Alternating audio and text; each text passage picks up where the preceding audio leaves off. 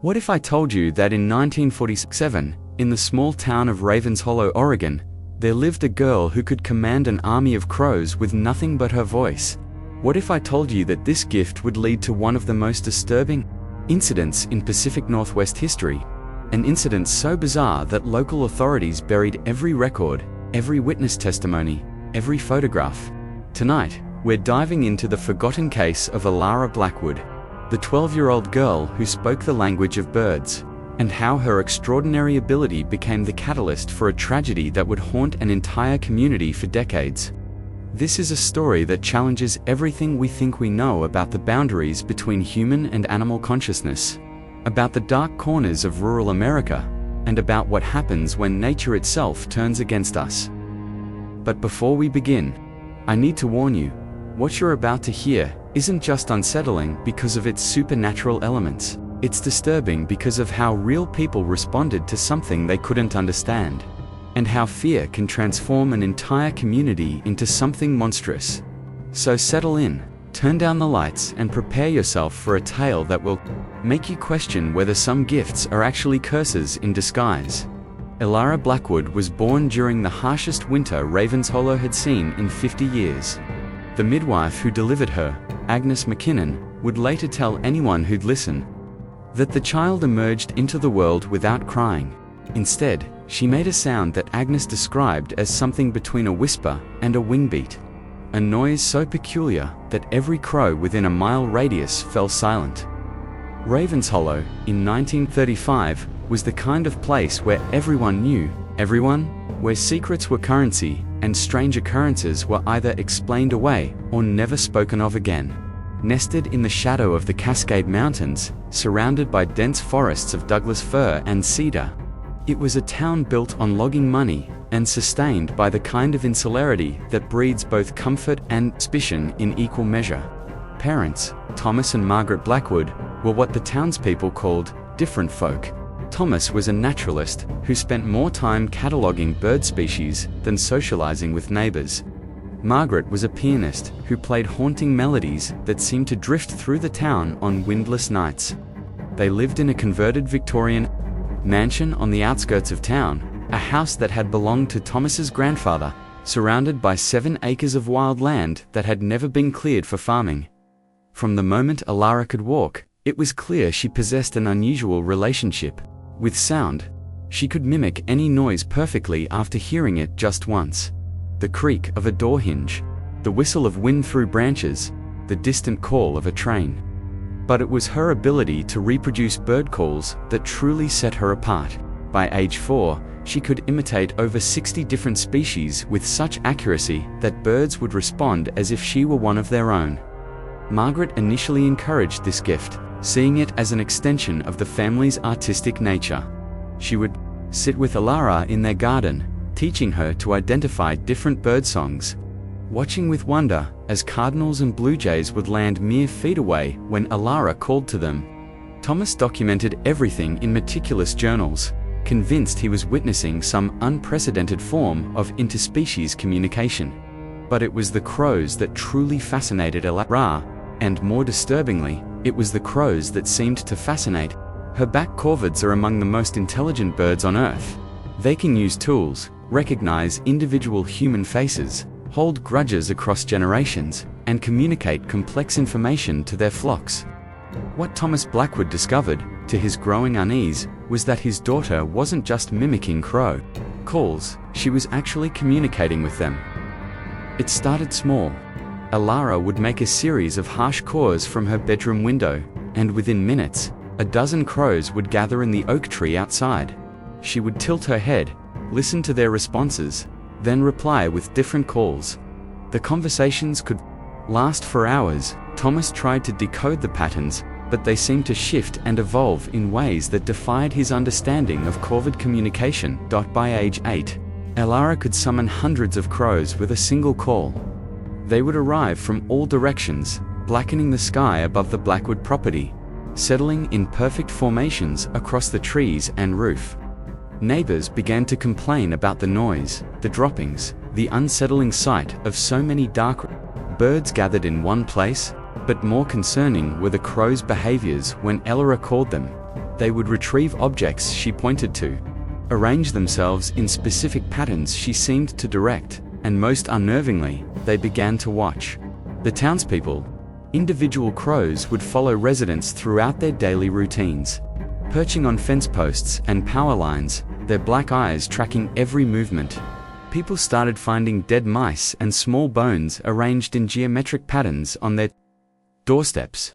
Gardens were stripped clean overnight, not eaten but methodically destroyed. Every flower and vegetable systematically shredded. The first serious incident occurred when Ilara was 9 years old.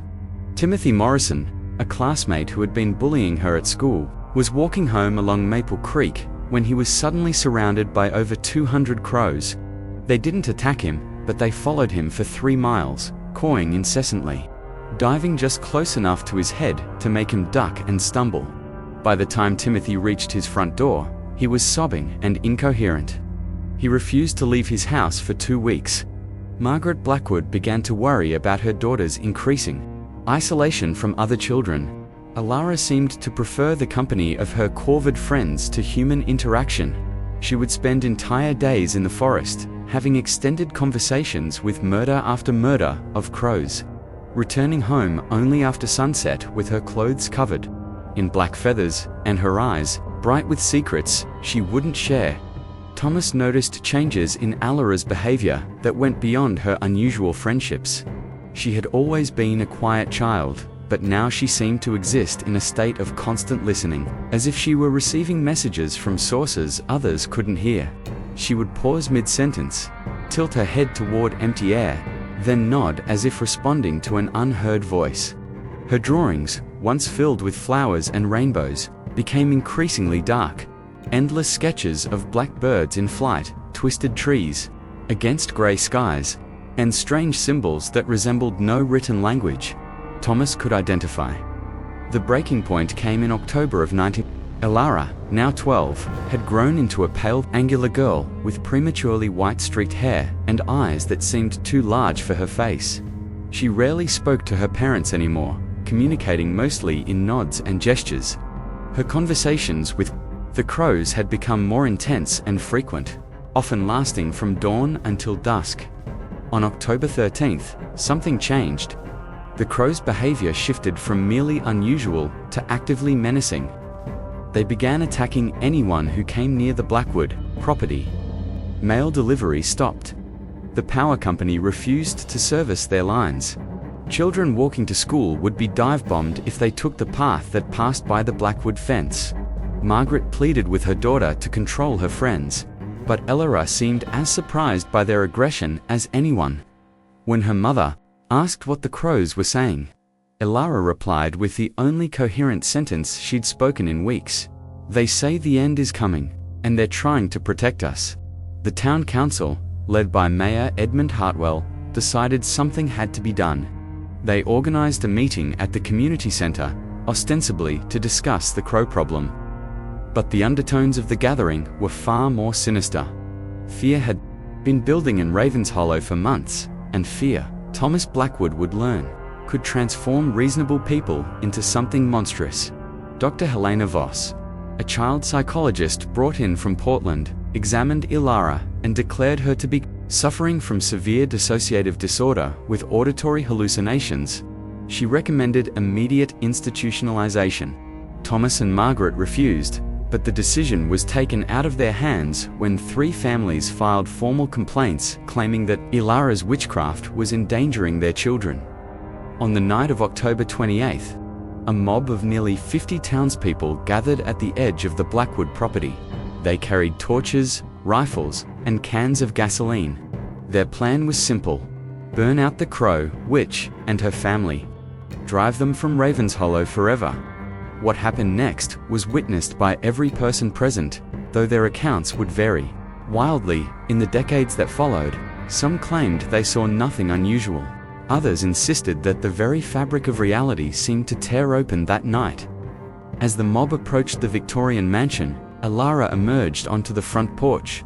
She wore a white nightgown that seemed to glow in the moonlight, and her hair moved as if blown by a wind that touched nothing else. She looked out at the approaching crowd and opened her mouth. The sound that emerged wasn't human. It wasn't entirely crow either. It was something in between, a call that seemed to bypass the ears and speak directly to the brainstem, to the ancient parts of human consciousness that remembered when we were prey animals hiding from things with teeth and talons. The response was immediate and overwhelming. Crows began arriving from every direction, not hundreds, but thousands.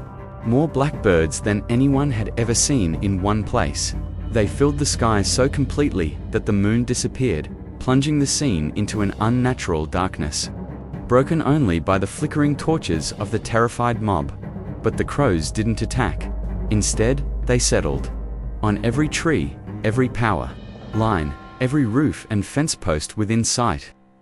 They covered the ground like a living carpet. They perched on the shoulders and heads of the mob members, who found themselves unable to move, unable to speak, barely able to breathe under the weight of thousands of watching eyes. Ilara raised her arms, and the crows rose as one, a black tide of wings and noise that seemed to blot out the stars themselves. She spoke to them in their language, a series of complex calls and responses that went on for nearly an hour. The townspeople could only stand and listen, paralyzed not by fear but by something deeper, the recognition that they were witnessing a conversation between two forms of consciousness, and they were not invited to participate. When Ilara finally lowered her arms, the silence was complete. No wind, no insect sounds, no distant traffic. Even the ever-present whisper of the forest seemed to hold its breath. She looked out at the mob, and when she spoke, it was in a voice that sounded like dozens of voices layered together. They remember everything. Every nest you've destroyed, every poison you've spread, every young one you've killed for sport. They remember, and they have been patient. But patience has limits. What followed was the systematic dismantling of Ravenshollow's social order. Over the next 3 days, the Crows launched a coordinated campaign against the town that defied every known pattern of Corvid behavior. They didn't just steal shiny objects, they specifically targeted wedding rings, family heirlooms, photographs. They destroyed crops with surgical precision, eating nothing but reducing entire fields to barren earth. They invaded houses through chimneys and broken windows, leaving behind symbols scratched into wooden furniture and walls. Most disturbing were the targeted attacks on specific individuals. Mayor Hartwell woke to find his bedroom filled with dead mice arranged in perfect spirals. Dr. Voss discovered that every page of her research notes had been shredded into identical strips. Sheriff Bradley's patrol car was found buried under 3 feet of small stones and twigs, arranged with an architectural precision that suggested intelligence far beyond what Corvids were supposed to possess. By November 1st, half the town's population had fled. Those who remained barricaded themselves in their homes, venturing out only when absolutely necessary and only in groups.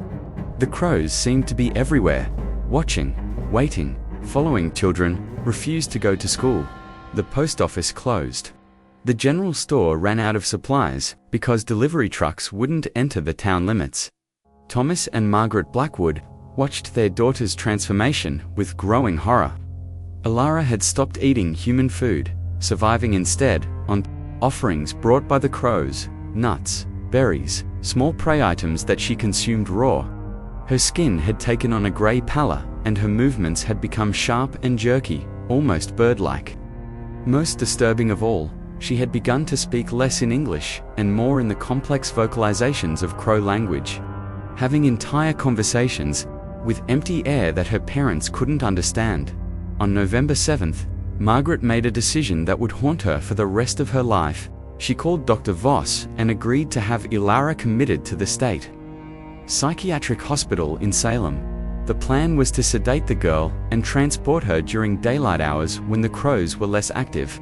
They underestimated the intelligence of their opponents. The Crows knew. Somehow, they knew exactly when the ambulance would arrive, exactly which route it would take, exactly how the townspeople planned to separate them from their chosen human. The response was swift and devastating. As the ambulance pulled up to the Blackwood mansion, the sky turned black. Not with clouds, but with wings. Thousands upon thousands of crows descended on Ravenshollow like a biblical plague. They attacked anything that moved. The ambulance crew, the police escort, even Margaret and Thomas as they tried to carry their semi-conscious daughter to the vehicle. But their focus was clearly on Alara herself. The birds formed a protective circle around the girl, their bodies creating an impenetrable wall of feathers and beaks and claws. When Dr. Voss tried to approach with a sedative, 3 crows attacked her face with such precision that she was permanently blinded in her left eye. In the chaos that followed, Alara disappeared. The official records, what few remain, state that she was last seen walking into the forest behind her family's property, surrounded by a murder of crows so vast that witnesses described it as a moving shadow that swallowed the trees. Search parties were organized, but they were called off after 2 days when every volunteer was systematically harassed by dive-bombing corvids. Thomas Blackwood searched for his daughter until his death in 1963. He would spend days in the forest, calling her name, playing recordings of her voice, leaving out her favorite foods. Sometimes, he claimed to hear her voice in the distance, speaking in the language of crows. Sometimes he would find small tokens left in specific locations, feathers arranged in patterns, stones stacked in impossible configurations, drawings scratched into tree bark that resembled the symbols Alara used to sketch. Margaret never recovered from the loss. She sold the Victorian mansion within a year and moved to California, where she died in 1971. Her final words, according to her nurse, were "Tell them the crows remember everything." The town of Ravenshollow never fully recovered either. The population, which had been nearly 800 before October of 1947, dropped to fewer than 200 by 1950. Businesses closed, families moved away, and those who remained rarely spoke of what they had witnessed. The local newspaper stopped publishing in 1952, and the last reference to Alara Blackwood was officially stricken from all municipal records in 1955.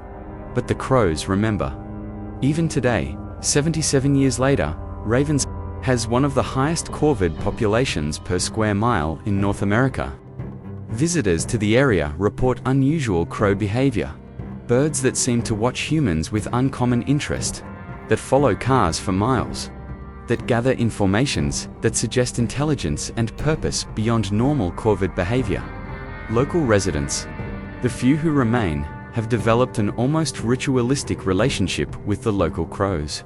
They leave out food offerings, avoid disturbing nesting sites, and maintain an unspoken agreement of mutual respect.